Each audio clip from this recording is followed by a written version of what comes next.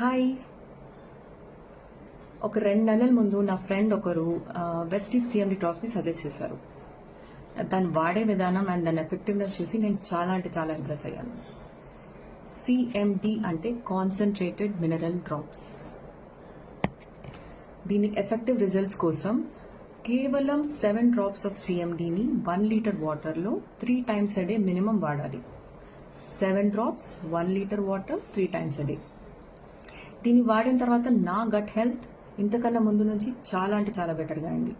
Especially bloating and acidity issues అన్నీ almost పూర్తిగా తగ్గిపోయాయి.